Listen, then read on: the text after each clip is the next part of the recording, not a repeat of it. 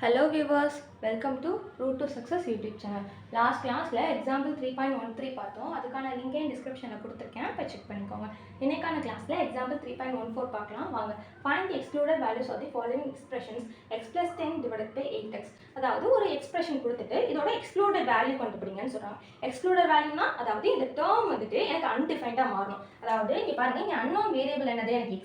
இந்த எக்ஸுக்கு ஏதாச்சும் ஒரு வேல்யூ கொடுக்கணும். அந்த வேல்யூ கொடுத்தோட்டி எனக்கு இந்த டேர்மே அன்டிஃபைன்ட் ஆகும். அந்த மாதிரி ஒரு வேல்யூ தான் எனக்கு எக்ஸ் கொடுக்கணும். இப்போ நான் வந்துட்டு எக்ஸுக்கு பதிலாக 1 கொடுத்தேன்னா 1 + 10 வந்து 11. 11/8 கிடைக்கும் இல்லையா? ஏன்னா 8 × 1 வந்து எனக்கு 8. அப்போ 11/8ங்கிறது ஒரு வேல்யூ. அந்த மாதிரி எனக்கு வேல்யூ கிடைக்கக்கூடாது. நான் ஒரு வேல்யூ கொடுத்தேன், எக்ஸுக்கு பதிலாக ஒரு வேல்யூ கொடுத்தேன்னா எனக்கு இந்த டேர்மே அன்டிஃபைன்ட் ஆகும். அந்த மாதிரி ஒரு வேல்யூ கொடுக்கணும். அதுக்கு பேர் தான் எக்ஸ்க்ளூடட் வேல்யூ. சரி, இப்போ இது ஃபிராக்ஷன் டேர்ம். ஒரு ஃபிராக்ஷன் டேர்ம் வந்து எப்போ அன்டிஃபைண்டா மாறும்? டினாமினேட்டர்ல இருக்கக்கூடிய வேல்யூ வந்து எப்ப 0 ஆகுதோ அப்பதான் எனக்கு வந்துட்டு அன்டிஃபைன்ட் ஆகும். சரியா? இந்த டேர்ம் ஃபிராக்ஷனை பொறுத்த வரைக்கும் டினாமினேட்டர்ல உள்ளது எப்ப எனக்கு 0 ஆகுதோ அப்பதான் எனக்கு இந்த டேர்ம் வந்து அன்டிஃபைன்ட் ஆகும். மற்றபடி நீங்க ஃபிராக்ஷன்ல கொடுத்தாலும் டெசிமல்ல கொடுத்தாலும் நேச்சுரல் நம்பர்ஸ்ல உள்ள எல்லா வேல்யூ கொடுத்தாலும் எனக்கு ஏதாச்சும் ஒரு வேல்யூ இந்த டேர்முக்கு கிடைச்சிட்டே தான் இருக்கும். அன்டிஃபைண்டா வரதுக்கு சான்ஸே இல்லை. ஆனா 0 கொடுத்துட்டோம்னா நம்ம டினாமினேட்டர் 0 ஆயிடும். அப்ப எனக்கு இந்த டேர்ம் வந்து என்ன ஆயிடும்? அன்டிஃபைன்ட் ஆயிடும். அப்படின்னா என்ன அர்த்தம்? இந்த டேர்ம்ல நான் வந்து எக்ஸுக்கு பதிலாக 0 கொடுத்தா எனக்கு அன்டிஃபைன்ட் ஆயிடும். கரெக்ட் தானே? The expression x plus 10 divided by 8x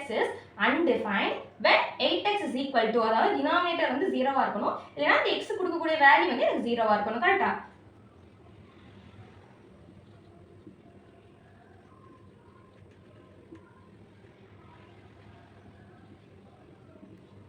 அப்படின்னா x இல்ல 8x ரெண்டுல ஏதாச்சும் ஒரு வேல்யூ. இப்போ 8xக்கு பதிலாக நான் 0 போட்டாலும் எனக்கு வேல்யூ வரும், xக்கு பதிலாக 0 போட்டாலும் எனக்கு வந்து எக்ஸ்க்ளூடட் வேல்யூ வரும். அதாவது இந்த டேர்ம் வந்து அன்டிஃபைன்ட் ஆயிடும். அப்போ வந்து இது 8x = 0னு போடலாம், x = 0னு போடலாம். ரெண்டுல எப்படி வேணாலும் போடலாம். அப்போ எக்ஸ்க்ளூடட் வேல்யூனா நமக்கு 0 தான் excluded value. Hence the excluded value is 0. ஓகேவா? செகண்ட் சப்டிவிஷன் பாருங்க. 7p + 2 divided by 8p² + 13p + 5. Same எனக்கு வந்து ஃபர்ஸ்ட் சப்டிவிஷன் மாதிரி செகண்ட் சப்டிவிஷனும் ஒரு ஃபிராக்ஷன் டேர்ம். ஃபிராக்ஷன் டேர்ம்னா என்ன? எப்படி அன்டிஃபைண்டா மாத்துறது?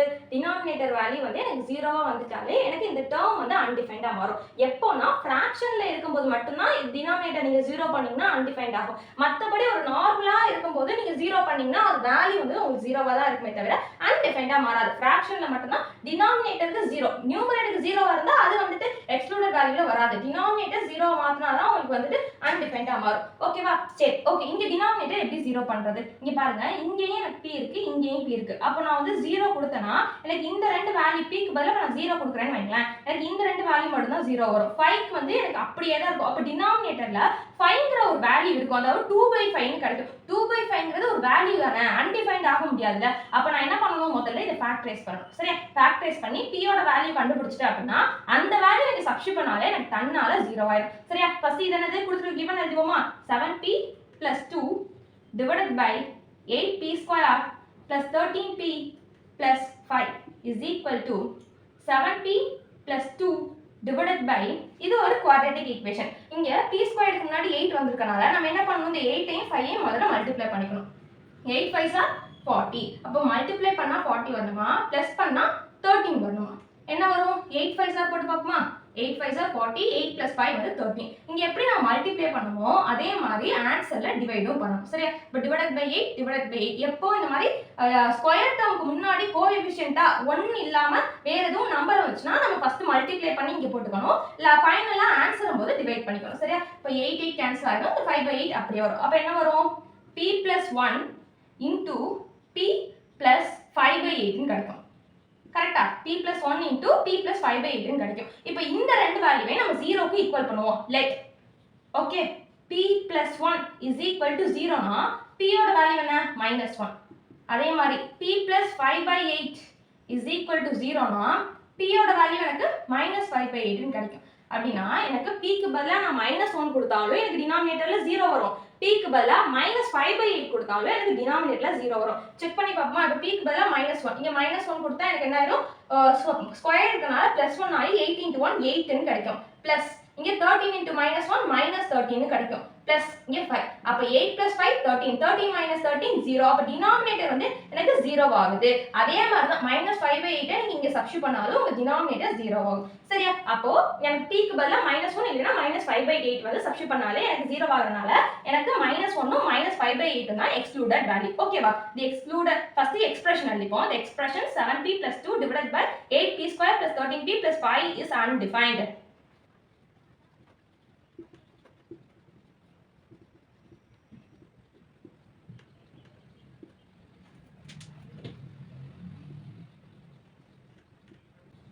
ஓகே, இது எப்ப 0வா மாறும்? 8p + 5 நம்ம பிரிச்சு p ஓட வேல்யூ எடுக்கும்போது நம்ம 0 ஆகும். +1 is equal to 0. இது அப்படியே நான் திருப்பி எழுதுறேன் defined அப்படினு சொல்லிட்டு. சரியா? p is equal to -5/8 இதுன்னு சொல்லி எழுதியாச்சு. அப்போ excluded value எனக்கு என்ன? -1 -5/8. The excluded values are p is equal to -1 and p is equal to -5/8. ஓகேவா? இந்த ப்ராப்ளம் எப்படி போட்டோம்னு புரிஞ்சுது? தேர்ட் சப்டிவிஷன் பாருங்க, x/x² + 1. சேம் எனக்கு ஃபர்ஸ்ட் சப்டிவிஷன் செகண்ட் சப்டிவிஷன் மாதிரி தேர்ட் சப்டிவிஷனும் ஃப்ராக்ஷனா வந்திருக்கு. ஃப்ராக்ஷன் வந்தா எனக்கு டினாமினேட்டர் 0 பண்ணாதான் எனக்கு எக்ஸ்க்ளூடட் வேல்யூ கிடைக்கும். அதாவது இந்த டேர்ம் வந்து எனக்கு அன்டிஃபைன்டா மாறும். சரி, அப்போ டினாமினேட்டர் எப்படி நம்ம வந்து 0 பண்றது? இங்க பாருங்க, இங்க 1 இருக்கு. அப்போ எனக்கு x² ஓட வேல்யூ வந்து -1 வந்தாதான் +1 -1 கேன்சல் ஆகி எனக்கு 0 வரும். சரி, அப்போ நம்ம வந்துட்டு இப்போ மைனஸ்ல வந்துட்டு வேல்யூ கொடுத்து பாருங்க. மைனஸ்ல வேல்யூ கொடுத்தாலும் சரி, பாசிட்டிவ்ல வேல்யூ கொடுத்தாலும், நெகட்டிவ்ல கொடுத்தாலும், பாசிட்டிவ்ல கொடுத்தாலும் x² பொறுத்த வரைக்கும் எனக்கு வரக்கூடிய வேல்யூ வந்து பிளஸ்ல தான் வரும். இப்போ நீங்க -1² கொடுத்து பாருங்க, எனக்கு என்ன வரும்? +1. -2² னா +4. அப்போ எனக்கு மைனஸ்ல கொடுத்தாலும் எனக்கு பாசிட்டிவ்ல தான் ஆன்சர் வரும். இதே எனக்கு பாசிட்டிவ்ல கொடுத்துட்டா 1² வேல்யூ 1, 2² வேல்யூ 4. எனக்கு மைனஸ்ல கொடுத்தாலும் சரி, பாசிட்டிவ்ல கொடுத்தாலும் எனக்கு வந்துட்டு -1க்கும் 1க்கும் எனக்கு பாசிட்டிவ்ல தான் வரும். -2க்கும் +2க்கும் எனக்கு பாசிட்டிவ்ல தான் வரும். அப்போ எனக்கு இந்த x²ல எனக்கு வந்து 0வை தவிர்த்துட்டு நீ எந்த வேல்யூ கொடுத்தாலும் எனக்கு கிடைக்கக்கூடிய வேல்யூ வந்து பாசிட்டிவ். அப்போ எனக்கு x² வேல்யூ பாசிட்டிவ்னா, பாசிட்டிவ் கூட ஒரு பாசிட்டிவ் நம்பரை ஆட் பண்ணா எனக்கு அதோட வேல்யூ வந்து இன்க்ரீஸ் ஆக தான் போகும். கண்டிப்பா எனக்கு டிக்ரீஸ் ஆகாது. அப்படி இருக்க போல இன்க்ரீஸ் ஆச்சுனாலே எனக்கு டினாமினேட்டர் 0 வரதுக்கான வாய்ப்பு இல்லை. சரி, அப்போ பாசிட்டிவ் நெகட்டிவை தாண்டி நான் 0வே அப்ளை பண்ண போறேன். x க்கு பதிலா நான் 0வே கொடுக்குறேன் அப்படின்னு வைங்களேன். இல்ல x²க்கு பதிலாவே நான் 0 கொடுக்குறேன் அப்படின்னாலும் இங்க 0 கொடுத்தா என்ன கிடைக்கும்? x² + 1 is equal to 0 கொடுத்தா 0 + 1 is equal to 1 ன்னு கிடைச்சிடும். அப்ப டினாமினேட்டர் என்ன வரும்னா, டிவைடட் கீழ உங்களுக்கு 1 அப்படிங்கிற வேல்யூ வந்துடும். டிவைடட் கீழ எனக்கு 0 தானே இருக்கணும். 1 இருந்துட்டாலே எனக்கு இதுக்கான வேல்யூ கிடைச்ச மாதிரி தானே. இதுக்கான வேல்யூ கிடைச்சதா அர்த்தம். அப்படின்னா என்ன அர்த்தம்? எனக்கு இந்த டேர்ம்ல 0 கொடுத்தாலும் சரி, பாசிட்டிவ் கொடுத்தாலும் சரி, நெகட்டிவ் கொடுத்தாலும் எனக்கு டினாமினேட்டர் 0 ஆகாது. டினாமினேட்டர் 0 ஆகலைனாலே ஃபிராக்ஷனை பொறுத்த வரைக்கும் அன்டிஃபைன்ட்ங்கிற வார்த்தைக்கே இடம் இல்லை. அப்ப எனக்கு இந்த ஃபிராக்ஷன் அன்டிஃபைன்ட் ஆகாதுன்னா எனக்கு எக்ஸ்க்ளூடட் வேல்யூவே இந்த டேர்முக்கு கிடையாதுன்னு அர்த்தம். ஓகேவா? அப்ப there is no excluded value in this sum. Okay, இப்போ பாருங்க, x² வந்துட்டு கண்டிப்பா எனக்கு 0வா இருக்கும், இல்லைன்னா 0 விட அதிகமா இருக்கும். அதாவது நீ எனக்கு பாசிட்டிவ் வேல்யூ கொடுத்தாலும் சரி, நெகட்டிவ் வேல்யூ கொடுத்தாலும் எனக்கு பாசிட்டிவ் வேல்யூ தான் கிடைக்க போகுது. அதாவது 0 விட பெரிய வேல்யூ தான் கிடைக்க போகுது. இப்போ 0 கொடுத்தா 0 கிடைக்கும். அப்படின்னா எனக்கு x² வேல்யூ வந்து ஒன்று 0வா இருக்கும், இல்லைன்னா 0 விட அதிகமா இருக்கும். Here x² is greater than or equal to 0. 0வா இருக்கும், இல்லைன்னா 0 விட அதிகமா இருக்கும் for all x. xக்கு நீங்க எந்த வேல்யூ கொடுத்தாலும், நெகட்டிவ் கொடுத்தாலும் சரி, பாசிட்டிவ் கொடுத்தாலும் எனக்கு 0 விட அதிகமா தான் இருக்கும். 0 கொடுத்தீங்கன்னா 0 இருக்கும் அப்படின்னு சொல்லி அர்த்தம். ஓகே, இப்போ நெக்ஸ்ட் பாருங்க, therefore எனக்கு x²ங்கிறது 0 விட அதிகமா இருந்துச்சு அப்படின்னா எனக்கு கண்டிப்பா, இப்போ நீங்க 0 விட அதிகமா இருந்துச்சு எனக்கு கண்டிப்பா எனக்கு இது 0வா இருக்காது. சரி, இப்போ 0 கொடுத்து பாருங்க, x² + 1 is equal to 0 + 1 is equal to என்ன வரும்? 1 ன்னு வரும். அப்ப x² + 1ல x²க்கு 0 கொடுத்தா கூட எனக்கு 1 தான் வருது. அப்படின்னா என்ன அர்த்தம்? எனக்கு x² + 1ங்கிறது வந்துட்டு not equal to 0. 0 வந்து எனக்கு கிடைக்காதுன்னு அர்த்தம். hence x² + 1 is not equal to 0 for all x. Okay, therefore எனக்கு x²ங்கிறது 0 விட அதிகமா கிடைக்குது. நான் 0 அப்ளை பண்ணாலும் எனக்கு 0 கிடைக்கல. அப்போ எனக்கு வந்துட்டு இதுக்கு எக்ஸ்க்ளூடட் வேல்யூவே கிடையாது. There can be no real excluded value for the given real expression.